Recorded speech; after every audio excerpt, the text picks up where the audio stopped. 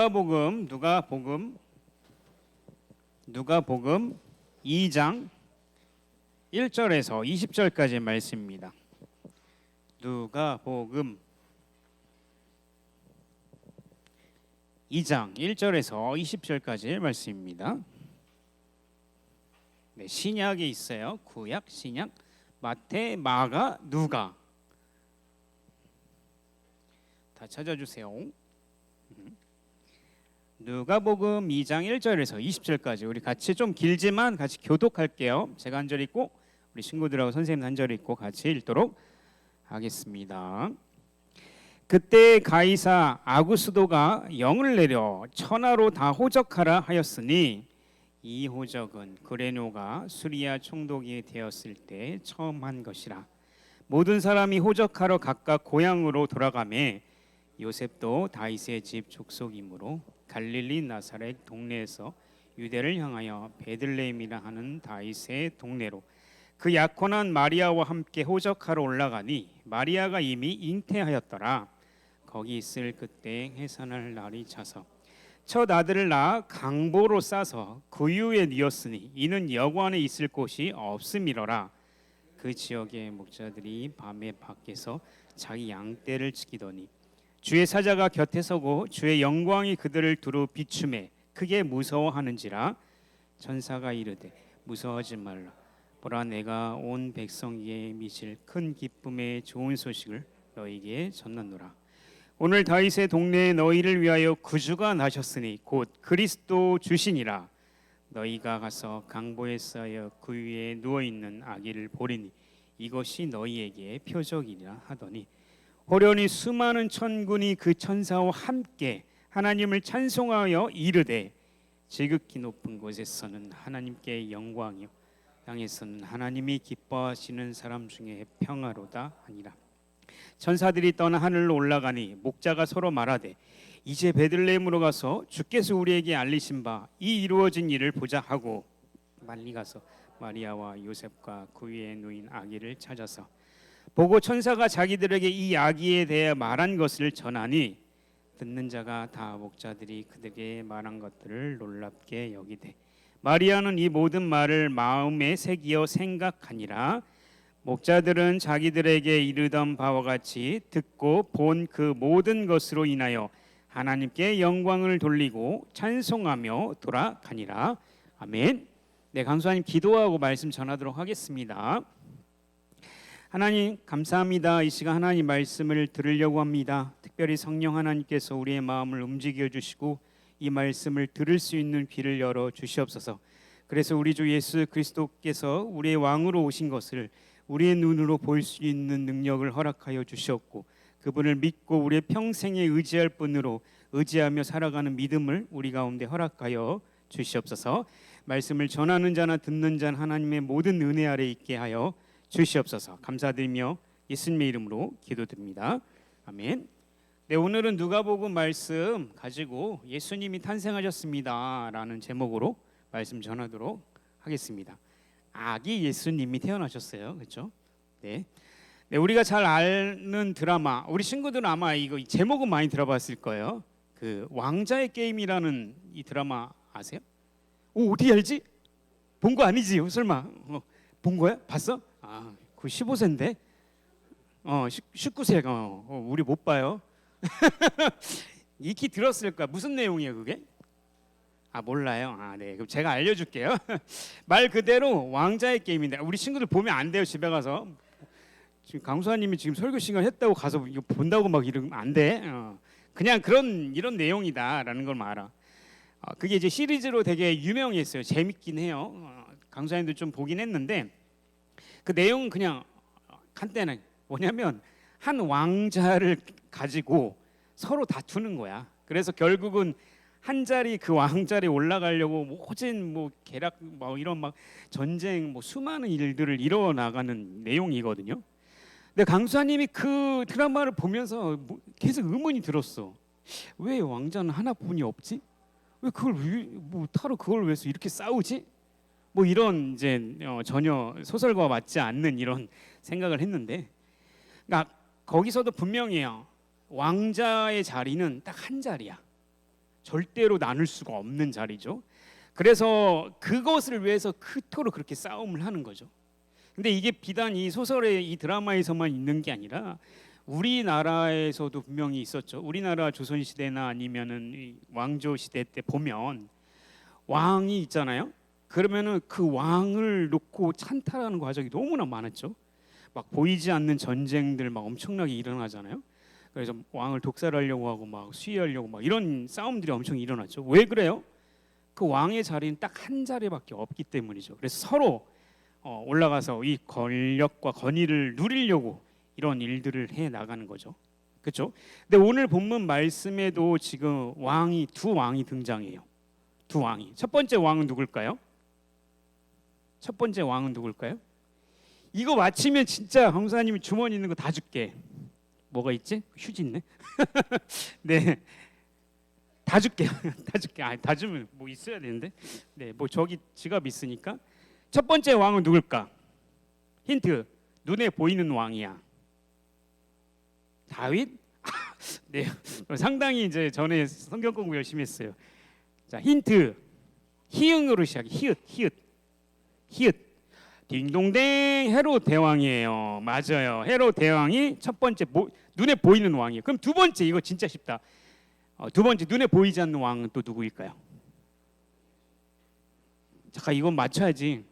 그렇지. 뭐라고 했어? 뭐라고?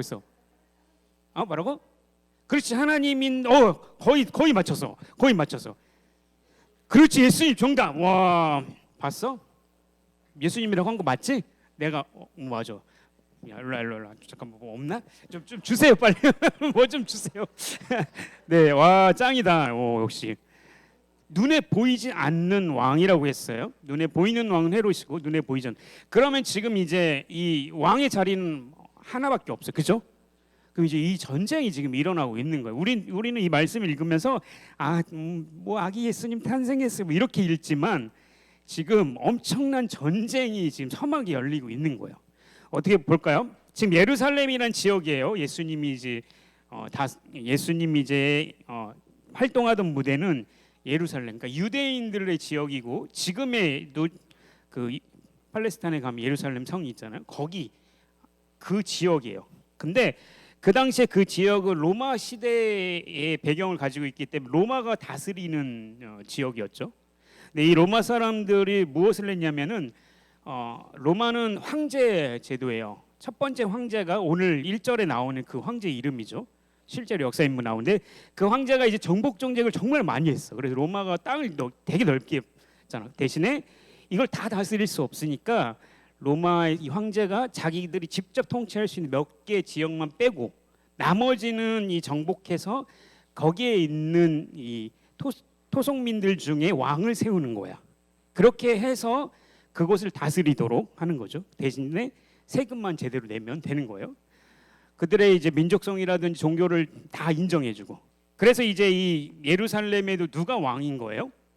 헤롯이 왕인 거예요. 황제의 명을 받고 이제 그걸 이제 우리는 분봉왕 시스템이라고 하죠. 그래서 거기에 왕이 이 누구냐? 헤롯이었다는 거죠. 그러니까 우리가 볼 때는 눈에 보이는 왕은 헤롯이 진짜 왕이죠. 근데 이 헤롯이라는 왕이 참 훌륭하기도 했어요. 왜냐하면 그 사람은 군인 출신이면서도 매우 연설을 잘했어. 그래서 사람들 앞에서 연설을 하면 사람이 와, 저 사람의 말이 신의 목소리다 이렇게 할 정도로 연설을 매우 잘했던 사람이야. 그리고 그는 건축에 대한 뛰어난 감각이 있었어. 그래서 그 사람이 지은 최고의 건축물이 뭘까요? 모르겠습니다. 이 헤롯 왕이 지은 헤롯 성전이라고 들어봤어요? 그거 이제 지금은 이제 완전히 무너진 예루살렘 성전, 솔로몬이 지었던 그 성전을 다시 한번 무너지고 다시 한번 짓는데 그 다음에 로마 시대 가서 다시 한번 헤롯이 그 성전을 지어요. 그래서 유대인들에게는 이 성전이 매우 중요하잖아. 그래서 유대인들에게 큰 환심을 샀지. 그리고 유대인들이 그곳에 와서 제사를 드리기도 하고. 예루살렘 성전을 지은 거는 물론 정치적인 이유도 있지만 이 헤롯이라는 왕은 반은 유대인이야. 반은 이방인이 피가 섞여 있는 거야. 근데 유대인의 특징은 혈통을 되게 중시했어요. 그래서 반 유대인이고 반은 이러면은 사람들이 엄청 무시했어요. 그렇기 때문에 어렸을 때부터 항상 유대인들과 같이 자라났지만 한쪽에는 마음이 어떤 마음이냐면 나는 전통성이 없는 사람이다라는 이런 컴플렉스가 있었죠. 그렇기 때문에 그가 이제 왕으로 등극을 했으면 무엇부터 하겠어요? 당연히 종교적인 지도부터 다 처리했겠죠. 그래서 이제 헤롯은 유대인들이 많기 때문에 그들에게 이제 정치적으로 환호를 사기 위해서, 환심을 사기 위해서 이 성전을 짓기도 하고, 대제사장이나 아니면은 제사를 하는 이 서기관들, 말씀을 가르치는 사람들을 인정해서 그들을 잘 다스리기도 했죠. 그런데 헤롯에게는 단점들이 많았어요. 그 단점은 뭐가 있냐면 유대인이면서도 반쪽 혈통이라는 거죠. 전통성이 없는 거야. 그리고 사마리아인 같은 그런 사람이야. 그러니까 반쪽 사람이에요. 또한 이제 헤롯은 이 망상이 심했어요. 왜냐하면은 자기 왕권을 지키기 위해서는 이 불안한 마음이 너무 컸던 거지. 그래서 심지어는 어떤 일까지 했냐면 자기 아들 두 아들까지도 내 왕권을 침해한다 해서 죽였어요. 별로 안 놀라네. 엄청난 일이죠. 왕권을 위해서 자기 아들도 죽이고, 그리고 거기에 대해서 뭐 조언을 했던 자기 부인도 그 자리에 죽이는 이런 진짜 이 폭정과 같은 사람이었다는 거죠. 이 사람은 눈에 보이는 왕이었어요. 그렇죠? 그런데 그가 가지고 있는 왕권에 대해서 엄청나게 집착을 했고 그것을 마치 자기 것이라고 생각하고 그렇게 살아갔던 것이 이 헤롯 왕이었다는 거죠. 어떻게 보면 참 불쌍하기도 했겠죠. 자, 그러면 두 번째, 보이지 않는 왕이 탄생했다고 그랬어요. 아까 정답 맞췄죠? 뭐 드렸나요? 네, 나중에 받아가요. 눈에 보이지 않는 왕이 누구라고? 예수님이 탄생한 거죠. 오늘 말씀은 하나님 나라의 진짜 왕이신 예수님에 대해서 이야기하고 있는 거예요. 근데 우리가 생각할 것은 예수님은 어떤 사람의 아들이죠? 어떤 사람의 아들이지? 그렇지. 그럼 하나님의 아들이면 뭐예요? 하나님 아들이면 그 사람의 신분이 뭐예요? 왕? 신이지. 그치? 여기 정답. 공부 되게 잘할 것 같아. 그치? 내가 만점 해줄게. 네. 생각해봐. 우리 아빠가 대통령, 지금 좀 다른데 옛날 시대로 생각하면 우리 아버지가 왕이야. 그럼 난 뭐야? 왕자야. 그 다음 세대를 이어받을 사람이지. 그러니까 하나님의 아들이기 때문에 하나님인 거야. 근데 문제는 그 예수님이 지금 태어난 과정들을 우리에게 보여주고 있는데 조금은 이해하기 어려운 모습인 거죠. 볼까요? 오늘 읽은 1절에 보니까 가이 사 구스도 황제. 아유, 발음도 어려워. 그렇죠? 이 황제가 지금을 이제 무슨 일을 하냐면 호적을 조사하는 거. 그러니까 지금으로 말하면 인구 조사를 다시 실시한 거지. 왜 인구 조사를 하냐면 세금을 잘 걷어내려고. 사람 수만큼 걷어야 되잖아. 인구 조사를 하려고 이제 모든 사람들한테 다 명령을 했어요. 모든 나라에. 그래서 자기가 살고 원래 출신 지역으로 돌아가서 거기서 인구 조사를 하라고 명령을 한 거죠. 근데 이 예수님의 어머니 마리아와 요셉, 아버지 요셉이죠. 이 요셉은 베들레헴이라는 지역이 원래 출신이야. 그래서 요셉이 자기 아내 마리아를 데리고 이제 아직 태어나진 않았지만 이제 마리아가 임신하고 있었죠. 그 아내를 데리고 베들레헴이라는 지역을 가고 있었죠. 그러다가 이제 베들레헴에 도착했을 쯤에 이제 예수님을 낳게 되는 이야기가 나와요. 그런데 재밌는 것은 우리가 읽었던 7절에 보니까 예수님을 낳아서 뭐에 쌓았다고 그랬죠? 강보에 쌓았다고 그랬어요. 강보가 뭐냐면 그 당시에 이제 이런 그 사람들의 문화에는 이제 그 아기를 낳으면 이렇게 쌓는 이렇게 그런 게 있는데 이 강보라는 것은 자세히 보면 누더기 옷이라는 뜻이에요. 아니 하나님 나라의 왕이신데 어떻게 누더기 옷을 쌓았죠? 거기다가 그 아기 예수님을 이렇게 놓았던 곳이 뭐라고? 구유라고 그러겠어요. 구유라니까 한자가 어렵잖아. 뭐냐면은 달리는 말들이 밥 먹을 때 밥통이 구유예요. 여물을 이렇게 놓으면은 거기서 이제 거기에 예수님이 누워 있는 거예요.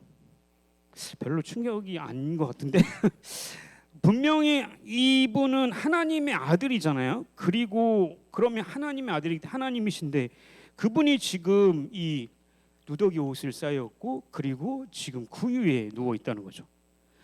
물론 이제 요셉이 가난한 사람이라는 거를 얘기해 주기도 해요. 너무 목수이시기도 하지만 매우 가난했던 걸 알려주고, 그리고 그 당시에 지금 사람들이 이동하기 때문에 계속 이동하기 때문에 여관이 없었다라고 얘기도 하죠. 그런데도 불구하고 예수님, 하나님의 아들이신 예수님 오시기에는 너무나 천한 모습으로 우리에게 보여주고 있다라는 거죠. 나 같으면 내가 하나님의 아들이야. 그러면은 아무리 얘기를 해주면 딱 이제 힘을 내가지고 궁전을 딱 만들고 거기에 딱 내려와가지고 하나님의 아들 이렇게 했을 거예요. 내 생각이야, 그렇지? 그런데 너무나 예수님이 오시기에는 너무나 초라하고 너무나 초라했던 모습을 보여주고 있는 거죠.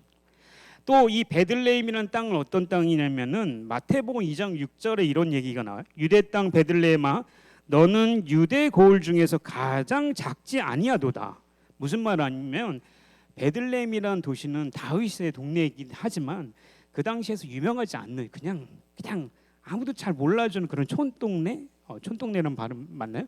네, 아무도 몰라준 그런 마을이었다는 거죠. 근데 그곳에서 예수님이 태어나신 거예요. 적어도 왕이라면 그분이 태어나실 곳은 왕궁이어야 되지 않나요?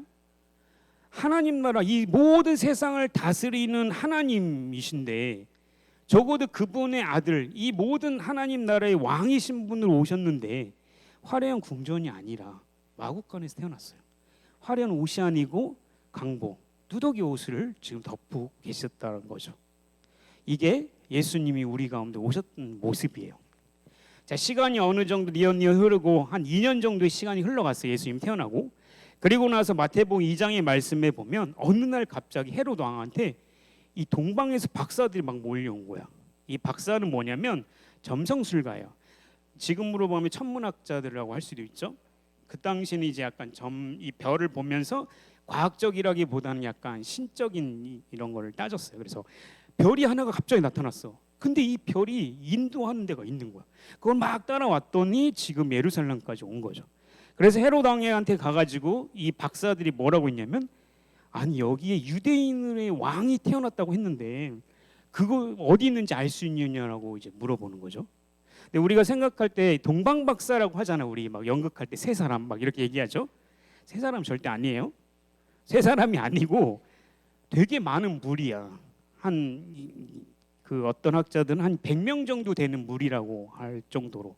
그러니까 군사력도 있었고 정치적인 세력도 있었어. 왜냐하면 왕한테 가서 할 수 있을 정도의 권력도 있었다는 거지. 단순히 우리가 순전한 마음은 동방박사 세 사람이 아니라는 거죠. 그런데 그 사람들이 지금 몰려와서 유대인의 왕이 나신 사람이 어디 있느냐, 우리가 그걸 추적하러 왔다라고 하니까 한번 생각해봐. 헤롯이 왕이죠, 그렇죠? 내가 여기 왕이야. 근데 나한테 와가지고 여기 왕 어디 있어라고 물어보면 헤롯 입장에서 어떤 생각이 들어요? 당장 저놈들을 이렇게 하겠죠? 너무 친구들 마음이 넓은데 절대 권력자예요. 자기 아들들도 다 죽여요. 자기 왕권을 위해서라면. 그런데 그런 사람 앞에서 지금 유대인의 왕이 어딨냐고 물어보고 있는 거야. 그것도 이 페르시아에서 온 이 점성술가들이. 근데 재밌는 건 뭔지 알아요? 이 헤롯 왕의 반응이 되게 담담해요. 오히려 그거에 대해서 받아들이고 대제사장들과 이제 바리새인들, 그러니까 말씀을 가르치는 이 지도자들을 불러서 그들에게 물어보는 거예요. 이 메시아 그리스도 왕이 어디서 탄생하느냐라고 물어봤더니 이 대제사장들과 이 율법을 말씀을 가르치는 이 사람들이 정확하게 뭐라고 하냐면 베들레헴이라는 지역에서 메시아가 날 것입니다. 왕이 날 것입니다라고 예언을 해줘요. 이거는 미가서 말씀에 그대로 예언되어 있는 말씀이에요. 그렇죠? 그래서 이제 베들레헴 지역이다라고 얘기해줘요. 이 동방박사들 헤롯 왕이. 근데 이 마음에는 칼날을 다 숨기고 있죠. 그리고 나서 뭐라고 하냐면, 혹시 그 왕을 찾거든 나에게도 알려달라. 나도 가서 그 왕한테 경배하고 싶다라고 얘기를 하는 거죠. 그런데 아까 얘기했죠. 헤롯은 반유대인이라고 그랬죠. 반유대인이라는 말은 구약 말씀을 어렸을 때부터 배워왔던 사람이에요. 그러니까 유대인들이 이스라엘을 다스릴 진짜 왕, 다윗의 후손으로 오실 왕이 오시면 그걸 이제 메시아라고 해요. 메시아를 바라면 이 로마를 정복하고 우리를 구원하실 다윗과 같은 왕이 올 거다라는 생각을 가지고 있어. 그 믿음이 있었죠.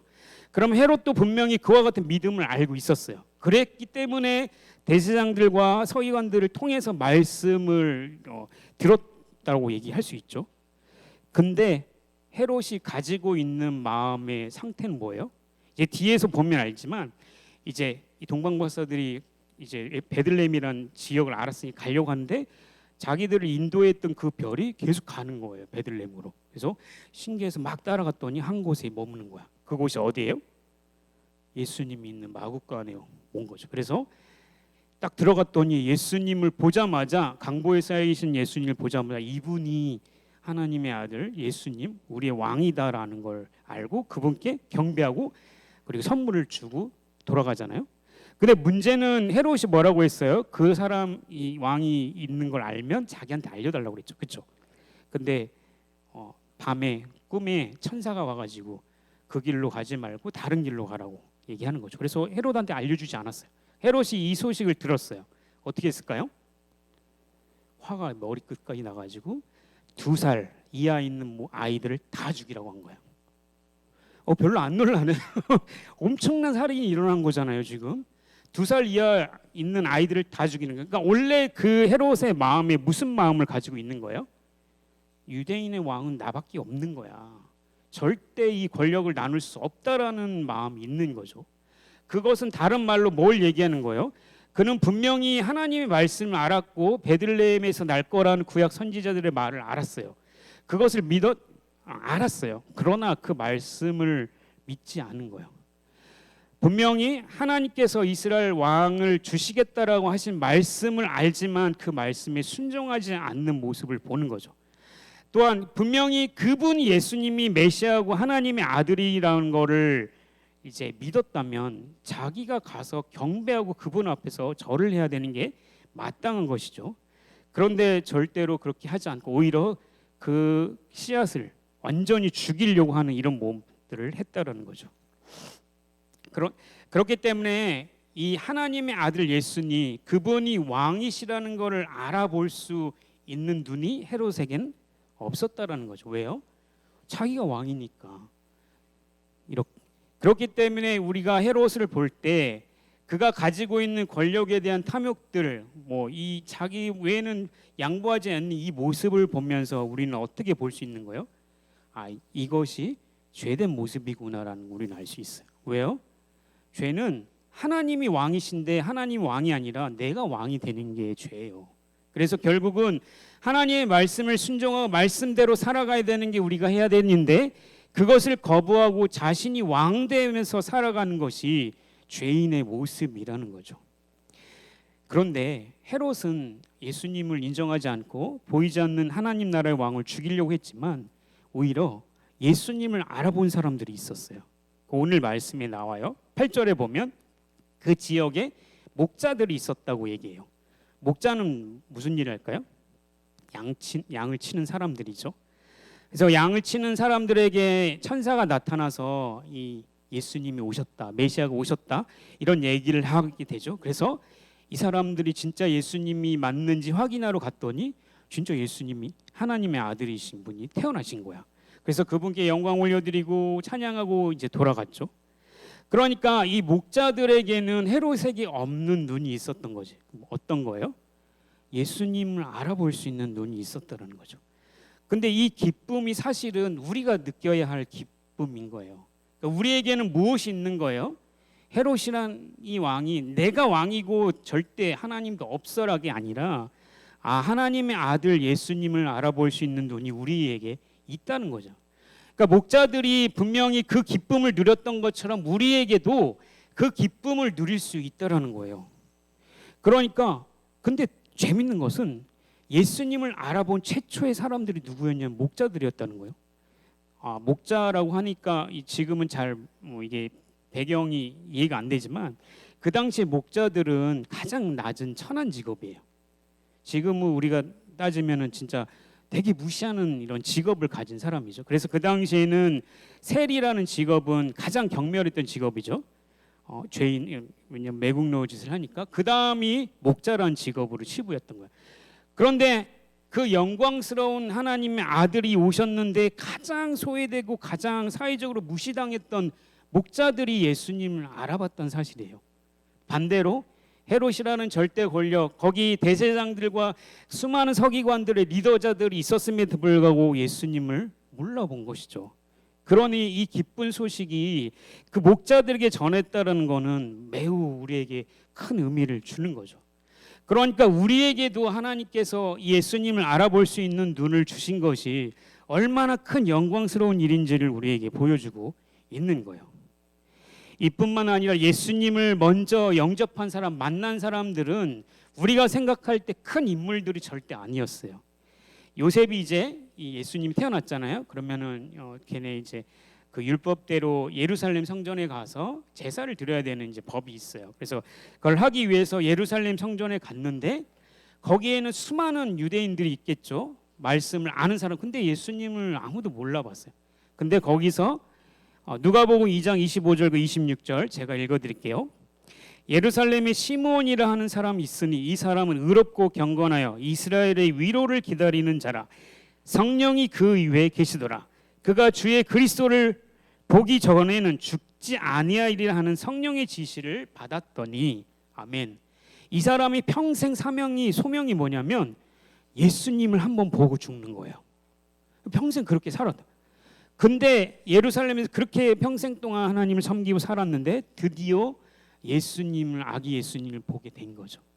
그래서 그 아기 예수님을 안고 하나님 앞에 어떤 기도를 해요? 내 눈이 주의 구원을 보았습니다. 나를 이제 편히 놔주세요라고 기도하고 가는 거죠. 생각해봐요. 그 사람은 유명한 사람도 아니야. 거기에 있는 뭐 대단한 인물도 아니야. 그냥 평생 그 하나만으로 살아갔던 그 사람이 그곳에서 시므온이 이 하나님의 아들을 예수님을 알아볼 수 있는 눈이 띄어졌다라는 거죠.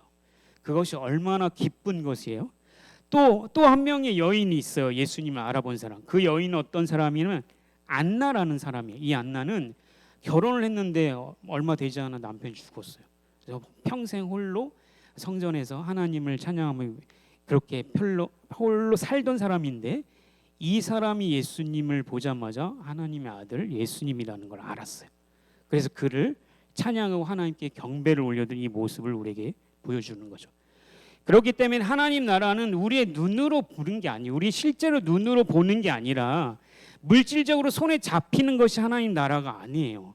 우리는 하나님 앞에 이런 걸 원해. 하나님 그래 우리 좀 이 문제 해결해주고 그래도 이런 물질도 있고 그래서 세상에서 우리 이름 날릴 수 있도록 하나님 좀 해주셔야 돼요라고 하지만 하나님 나라는 그런 것들을 위해서 오신 게 아니라는 거죠. 이거의 대표적인 인물은 헤롯 왕이었죠. 그는 비록 수많은 권력과 이 자신 왕권을 가지고 있음에도 불구하고 예수님을 인정하지 않았고 오히려 예수님을 대적했어요. 그래서 끝까지 예수님을 죽이려고 했다라는 거죠. 그런데 반대로 세상에서는 소외되고 무시되고 사람들이 아무도 알아주지 않는 그 사람들은 예수님을 알아봤다라는 거죠. 그러니 우리에게도 동일하죠. 시므온이 고백했던 것처럼 주님의 구원을 봅니다. 우리에게 주신 예수님을 봅니다. 이 예수님이 우리의 구주이신 걸 인정합니다라는 우리의 고백이 얼마나 기쁜 고백이고 값진 것인지를 우리에게 알려준다는 거죠.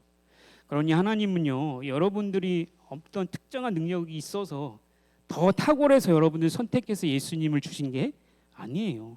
하나님이 여러분을 너무나 사랑하시기 때문에 주신 거죠.